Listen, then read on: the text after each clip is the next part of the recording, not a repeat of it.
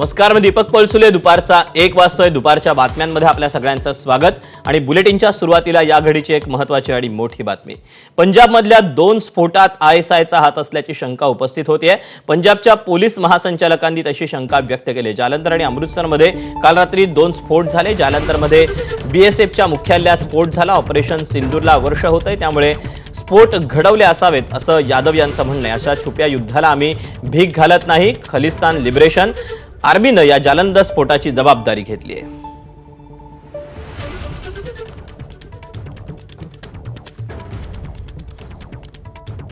इस incident का हजे किसी ने क्लेम नहीं किया हैगा, पर असी अज्यूम करते हैं कि ऑपरेशन सिंदूर दी एनिवर्सरी होने करके this is part of Pakistan ISI's designs to cause disruptions in Punjab.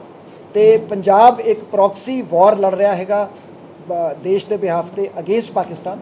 So एक सिनर्जिक तरीके नाल असी इस इन्वेस्टिगेशन नू अगे लेके जावांगे। जिहड़े परपेट्रेटर्स हैगे उन्हां नू अरेस्ट करांगे। वो इंसीडेंट जिहड़ा हैगा वो राती 8 बजे के करीब होया है। उत्थे क्लेम किया गया हैगा, एक खालिस्तान लिबरेशन आर्मी का क्लेम आया जिसनों असी वेरीफाई कर रहे हैं। इस इंसीडेंट का हजे किसी क्लेम नहीं आया। दरम्यान या स्फोटामागे आता राजकारण होऊ लागलंय. पंजाबमधले 2 स्फोट हा भाजपच्या निवडणूक तयारीचा भाग असल्याचं मुख्यमंत्री भगवंत मान यांनी म्हटलंय. तसा गंभीर आरोप त्यांनी केलाय. छोटे मोठे स्फोट घडवून भाजप मतं मिळवू इच्छित असते असं देखील मान यांचं म्हणणं आहे. निवडणुका आल्या की दंगली घडवणं ही भाजपची स्टाईल असल्याचा मान यांचा आरोप आहे.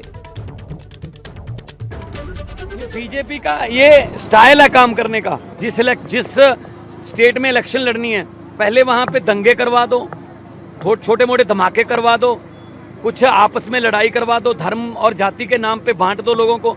ये बीजेपी की पंजाब की तैयारी है।